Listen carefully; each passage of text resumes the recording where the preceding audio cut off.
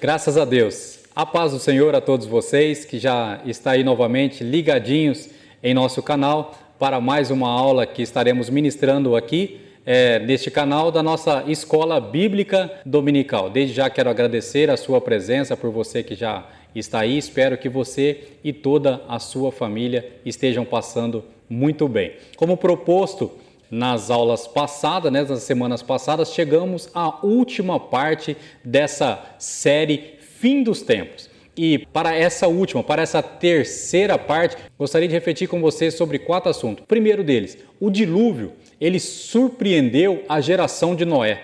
O dilúvio, ele surpreendeu a geração de Noé. Esse será o nosso primeiro ponto. Vamos lá. Depois de proferir a parábola da figueira, Jesus ele profetizou a respeito da semelhança que haverá entre a geração dos dias anteriores ao dilúvio e a geração dos últimos dias.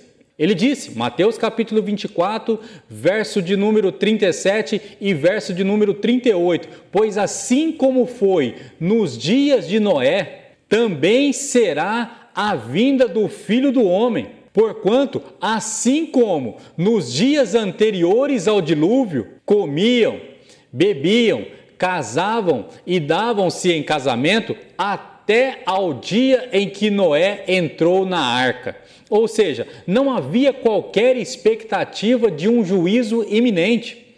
Não havia qualquer expectativa de um fim naquele período, naquele momento. Ninguém realmente acreditava nas profecias de Noé. Que profecias? As profecias que, segundo Pedro, o chamou de o pregoeiro da justiça. Segundo a carta de Pedro, no capítulo 2, isso mesmo, verso de número 5, ele diz, ele não poupou o mundo antigo quando trouxe o dilúvio sobre aquele povo ímpio, mas preservou Noé, pregador da justiça e mais 7 pessoas.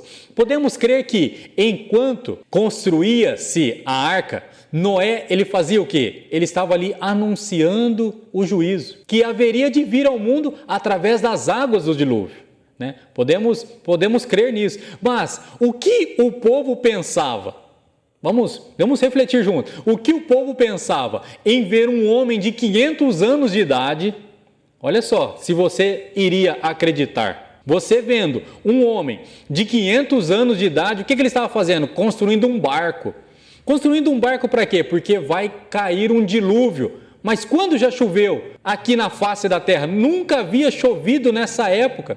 O que aquele povo pensava a respeito disso? E aí, uma comparação com os dias de hoje. O que as pessoas pensam quando você diz que, segundo as profecias do livro sagrado, que segundo as profecias bíblicas, Jesus irá voltar? Alguma semelhança? O povo, será que acreditava quando via um homem de 500 anos construindo uma embarcação, sendo que nunca havia chovido? E o povo hoje acredita quando dizemos que Jesus está voltando? Da mesma forma que as pessoas nos dias de Noé mantinham as suas vidas sem a mínima preocupação com as coisas de Deus ou com as coisas espirituais e por isso permaneceram nas águas do dilúvio, o mesmo deverá ocorrer com a geração do tempo do fim. Mateus capítulo 24, verso de número 39. E eles nada perceberam. Olha só o que Jesus diz. E eles nada perceberam, até que veio o dilúvio e os levou a todos. Assim acontecerá na vinda do Filho do Homem. Os contemporâneos de Noé só perceberam que o fim havia chegado quando viram as suas casas sendo invadidas pelas águas. Exatamente como os moradores das ímpias cidades de Sodoma e Gomorra. Não tiveram tempo de fazer absolutamente nada quando viram chover fogo e enxofre sobre as suas cabeças. Assim será com a geração dos nossos dias, que encaram os sinais do fim dos tempos como coisas naturais, como coisas comuns. Noé, o homem que estava ali construindo a arca na sua geração, um homem de 500 anos, ficou 100 anos construindo essa embarcação. E ninguém teve a curiosidade de perguntar para ele, Noé, o que vai acontecer? Noé, é verdade isso que vai acabar? Mas como? Quem te falou isso? Será que ninguém teve a curiosidade de perguntar para ele o que iria acontecer? Assim também. Ou seja, o segundo ponto é a geração do arrebatamento, ela também será surpreendida. A geração do arrebatamento também será surpreendida. Jesus ele afirmou o seguinte, em Mateus capítulo 24, verso 40 e 41. 2 homens estarão no campo. Um será levado e o outro será deixado. E ele disse mais, 2 mulheres estarão trabalhando em um moinho. Uma será levada e a outra será deixada. Isso ilustra o quê? Ilustra a seleção que haverá no arrebatamento da igreja.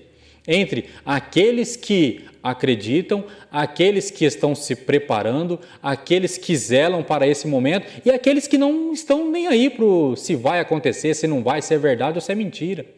Jesus ilustra bem isso, que vai acontecer, que vai estar trabalhando 2 no campo, um vai, o outro vai ficar, que vai ter 2 mulheres trabalhando, uma vai, a outra vai ficar. Isso ilustra o que haverá no arrebatamento da igreja.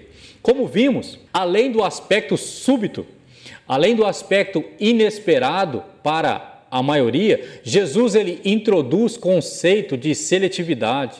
Isso significa o quê? Que somente os cristãos cheios do Espírito, somente os cristãos controlados pelo Espírito Santo escaparão do juízo e desse período tribulacionista.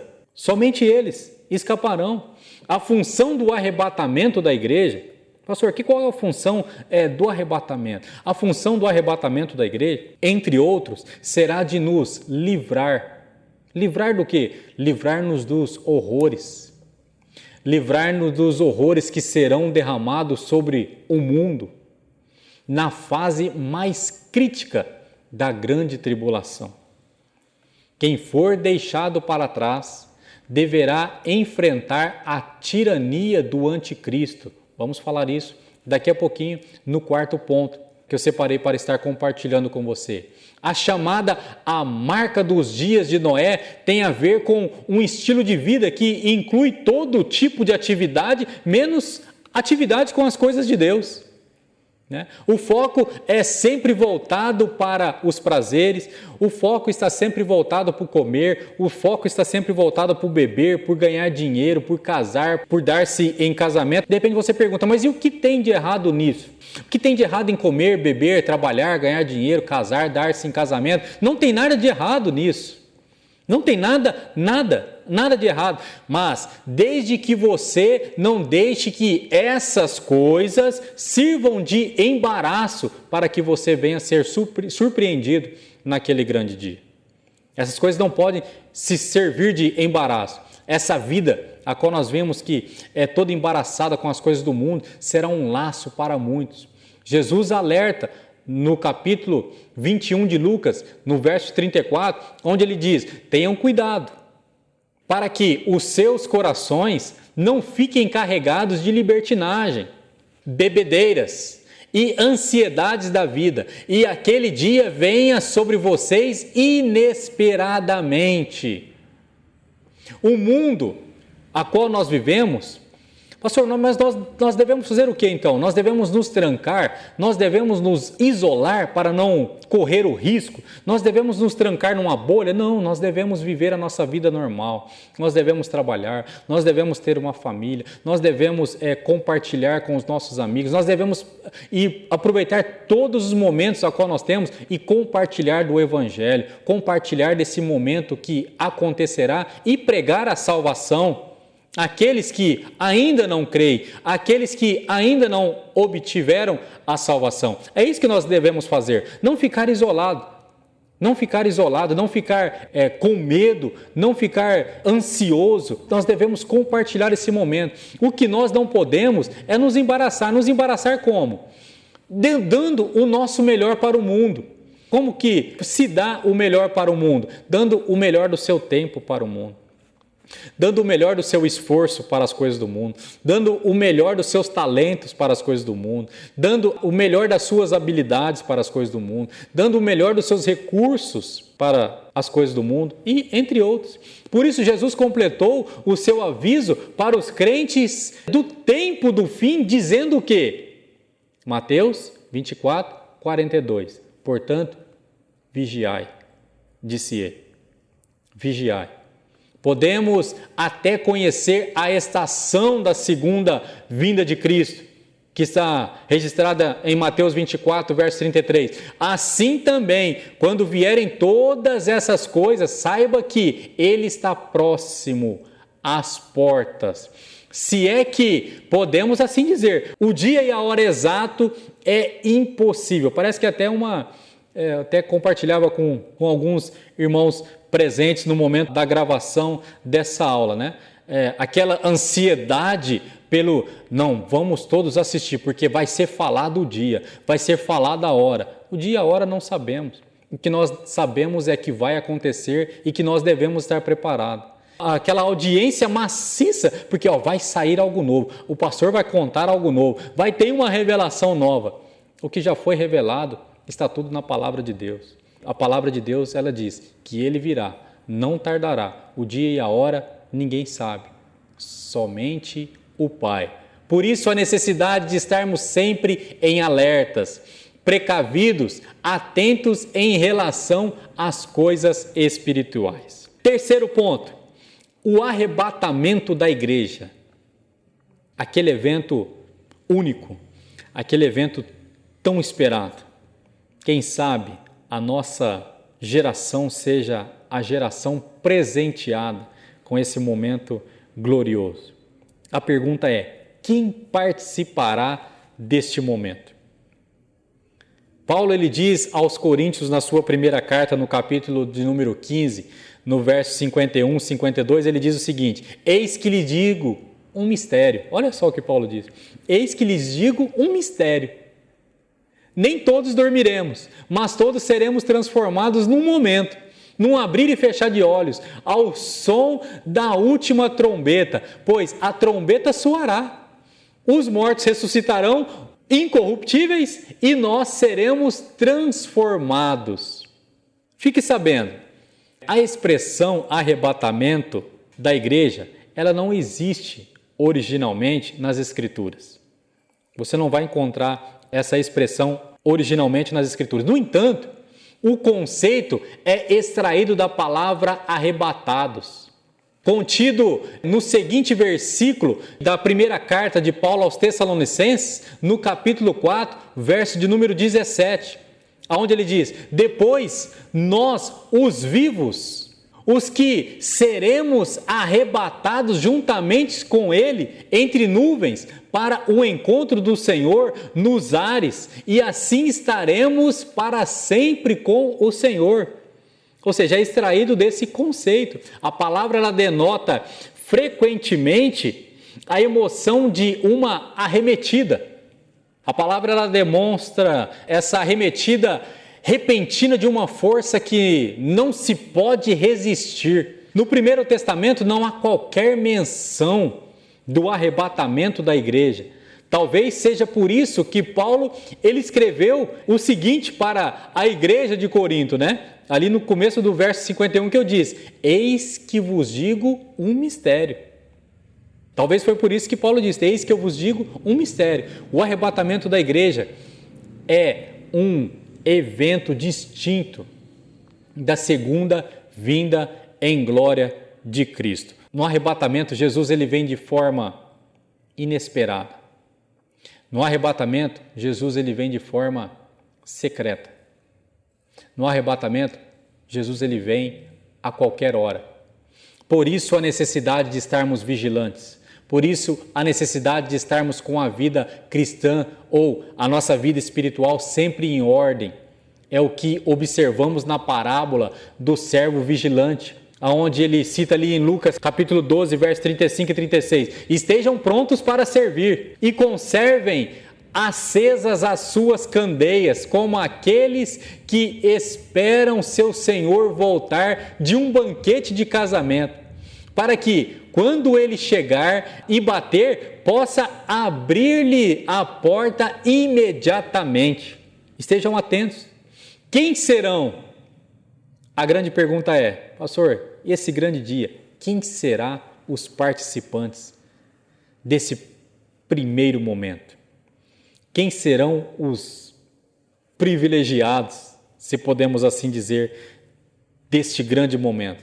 Vamos lá, vamos para o caminho, para a linha do que a Bíblia nos diz, não do que nós achamos, né? Eu acho que vai ser o A, eu acho que será o B, eu acho que vai ser o C, eu acho que vai ter só uma quantidade certa. Não, vamos lá pelo que a Bíblia, a própria palavra de Deus nos diz de quem participará deste grande momento. Primeiro, ela diz que os salvos, sim, os salvos, os que foram resgatados pelo sangue de Jesus, participarão deste momento. Romanos capítulo 5, verso de número 9. Como agora fomos justificados por seu sangue, muito mais ainda seremos salvos da ira de Deus por meio dele. Essa é a condição primária para alcançarmos o céu. O segundo grupo, que a Bíblia fala que será também participante desse grande momento, serão os santos. Os que conservam imaculados diante da corrupção e da contaminação desse mundo. Segundo Hebreus, o autor da carta aos Hebreus, no capítulo 12, o verso de número 14, ele diz o seguinte: esforcem-se para viver em paz com todos e para serem santos, porque sem a santidade ninguém verá o Senhor. Não é sem a santidade alguns verão, não é sem a santidade talvez você veja, mas ele diz que não. Ele diz, sem a santidade, ninguém verá o Senhor. Essa é a condição que distingue e separa os purificados dos contaminados pelo pecado. Um outro grupo que a Bíblia fala que participará desse grande momento são os irrepreensíveis, os que mantêm a sua integridade, os que mantêm a sua integridade em meio a esse sistema corrompido. Na segunda carta de Pedro, no capítulo 3, no verso 14, ele diz o seguinte: portanto, amados, enquanto esperam essas coisas, empenham-se para serem encontrados por ele em paz, imaculados e inculpáveis. Essa condição é a que aponta para o caráter cristão, o caráter irrepreensível. Um quarto grupo que a Bíblia ela diz que também participará deste grande evento, deste grande momento, são os obedientes.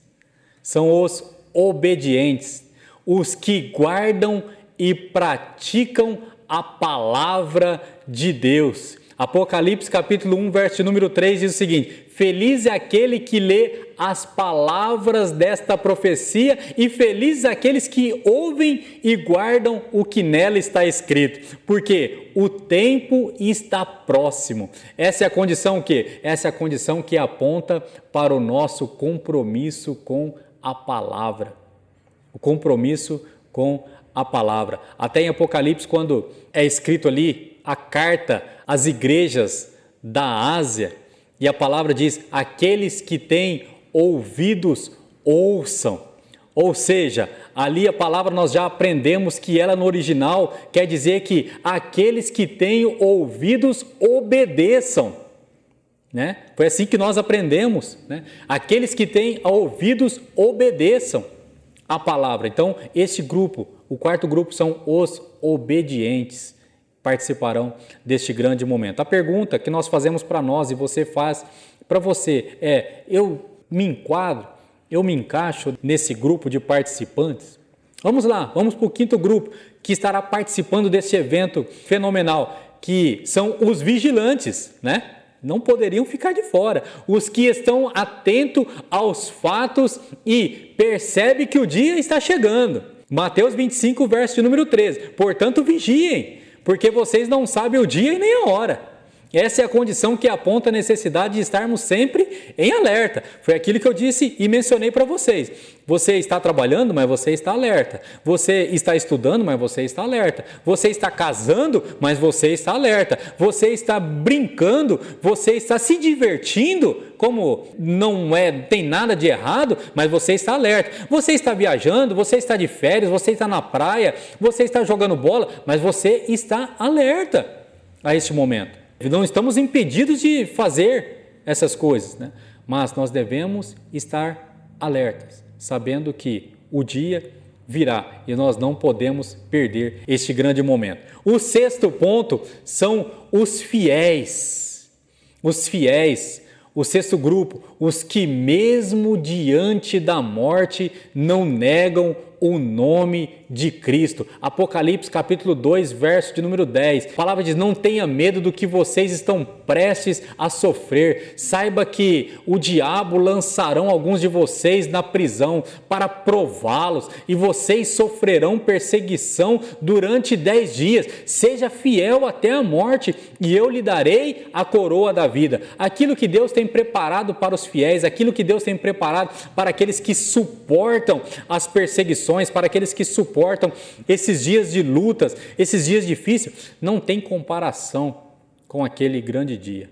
Então sejamos fiéis, independente das circunstâncias. Pastor, mas não estou aguentando. Continue fiel, independente do momento, independente das circunstâncias, porque com certeza Deus tem reservado um momento especial para aqueles que não negam o nome dele, independente do momento a qual esteja passando.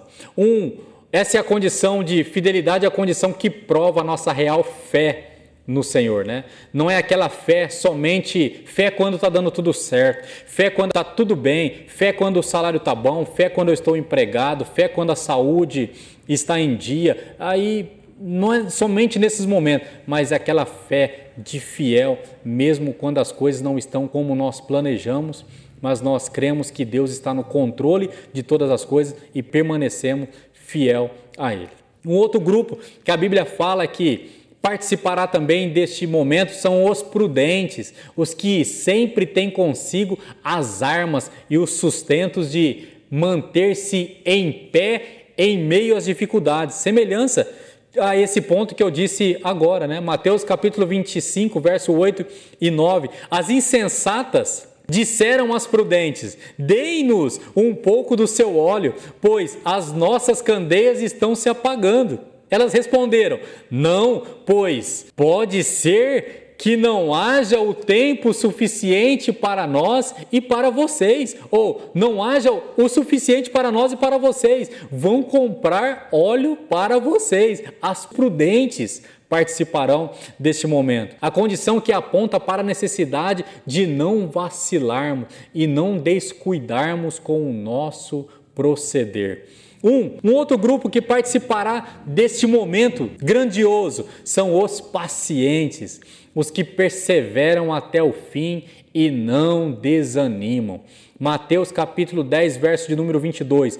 Todos odiarão vocês por minha causa, mas aquele que perseverar até o fim será salvo. Condição que prova a nossa confiança e esperança nas promessas, ainda que pareçam tardias. Um outro grupo que participará são os preparados, os que no momento do arrebatamento estarão prontos para subir e entrar nos céus. Mateus capítulo 25, verso 10. E saindo elas para comprar o óleo, chegou o noivo. São os prontos. As virgens que estavam preparadas entraram com ele para o banquete nupcial. E a porta foi o quê? Fechada. Isso é a condição que distingue quem poderá entrar no banquete celestial. Os preparados. Esteja preparado. E vou falar aqui de um último grupo. No último grupo que também participará desse grande evento. Os vencedores. Os vencedores. Os que enfrentam e vencem no dia a dia. Os que enfrentam e vencem a luta contra a carne. Os que enfrentam e vencem o mundo. Os que enfrentam e vencem as lutas contra o diabo. Apocalipse capítulo 2, verso 7 diz o seguinte: aquele que tem ouvidos ouça, e o que o Espírito diz às igrejas: ao vencedor darei o direito de comer da árvore da vida que está no paraíso de Deus. No verso de número 11, ainda do capítulo número 2, ele diz o seguinte: o vencedor de modo algum sofrerá a segunda morte. Olha só que tremendo isso. Ainda no verso 17 do capítulo número 2, ele diz: ao vencedor darei do maná escondido, também lhe darei uma pedra branca com um novo nome nela inscrito, conhecido apenas por aquele que o recebe. No verso de número 26, ele diz: aquele que vencer e fizer a minha vontade até o fim, darei autoridade sobre as nações. E ainda, capítulo 3, verso 5, o vencedor será igualmente vestido de branco, jamais apagarei o seu nome do livro da vida. Olha só. Já parou para pensar nisso? Mas o reconhecerei diante do meu Pai e dos seus anjos. No verso de número 12 ainda do capítulo 3, ele diz: farei do vencedor uma coluna no santuário do meu Deus, e dali ele jamais sairá. No verso de número 12 ainda do capítulo 3, ou melhor, essa já diz: farei do vencedor uma coluna. No verso 21, ao vencedor darei o direito de sentar-se comigo. Sinta isso agora. Verso 21, capítulo número 3 de Apocalipse. Ao vencedor, pensa tudo que nós já passamos, pensa tudo as lutas que você enfrenta, pensa tudo as dificuldades, pensa tudo. Ao vencedor darei o direito de sentar-se comigo em meu trono, assim como eu também venci e sentei com o meu Pai em seu trono. Essa é a condição que distingue os vitoriosos nas batalhas contra os seus inimigos e que guardam a gloriosa recompensa no céu. Esses serão os que participarão desse grande evento. Para a gente finalizar, pastor, a dúvida agora é: já entendi quem participará, já entendi quem irá participar desse grande evento. Agora, o que acontecerá com aqueles que perderem o arrebatamento? Eis a questão. O que acontecerá com aqueles que perderem esse grande dia? Passou, perdeu. Foi como piscar de olhos e foi. Você, de repente, você acorda, quem está do seu lado não está mais. Você está trabalhando e de repente some os amigos de trabalho. O que acontecerá com aqueles que não forem arrebatados? Vamos lá. Quem assistiu aí a live de segunda-feira ministrada pelo pastor Roberto? Quem assistiu? Você assistiu a live ministrada na segunda passada com o tema Daniel, o fim de alguma coisa? Eu não darei aqui um spoiler sobre a segunda parte que ele irá ministrar amanhã.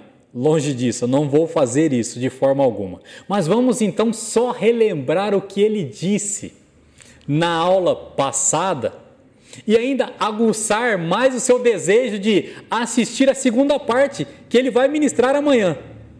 Aguçar ainda mais. Vamos só relembrar o que ele disse e nós vamos entender. E aí você vai sentir mais o desejo de participar e assistir essa segunda parte. A profecia, como ele comentou, a profecia de Daniel no capítulo número 9, ela fala de quantos anos?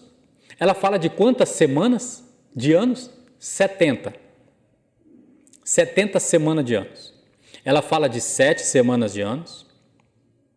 Ela fala de 62 semanas de anos, que dão 69 anos. Vamos lá, não vou entrar nos números aqui para mim não me perder. Ela fala do início do decreto, que ela se inicia lá no decreto, né?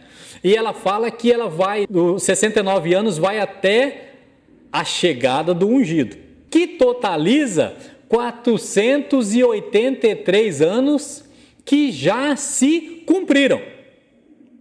Das 70 semanas, 69 semanas já se cumpriram. Aí surgiram lá aquelas perguntas, mas em que semana nós estamos? Que semana nós estamos? Que vai ser respondido amanhã, que vai ser respondido na live de amanhã pelo pastor Roberto. Mas só para a gente entender, o que acontecerá com aqueles que perderam o arrebatamento? Se 69 semanas de anos já se cumpriram, falta uma semana falta 7 anos. Eu pergunto para você, o que acontecerá com quem perder o arrebatamento? Será que tem alguma relação com a última parte dessa profecia? Pastor Roberto te conta, amanhã, neste mesmo canal, às 21h30. Conclusão, que fique novamente bem claro, ninguém sabe quando será o fim. A Bíblia fala sobre alguns acontecimentos e sinais que visam que pode estar próximo. Mas, irmãos, você que está aí nos assistindo, mas enquanto isso não acontece, que venhamos fazer como Jesus em João capítulo 9, verso de número 4, convém que eu faça as obras daquele que me enviou enquanto é dia, pois a noite vem quando ninguém mais pode trabalhar. A noite virá, mas enquanto ela não vem, aproveite da melhor forma o dia que Deus está te dando. Amém? E nós vamos ficando por aqui, com a produção de Alexandre Lima, com o auxílio técnico de Samuel e Nicolas Bueno, interpretando Libras Jéssica Neves, encerramos essa nossa série Fim dos Tempos. Deus abençoe, obrigado por você ter assistido, obrigado por você ter participado e nos vemos aqui novamente neste mesmo canal no próximo domingo às 9h. Até lá!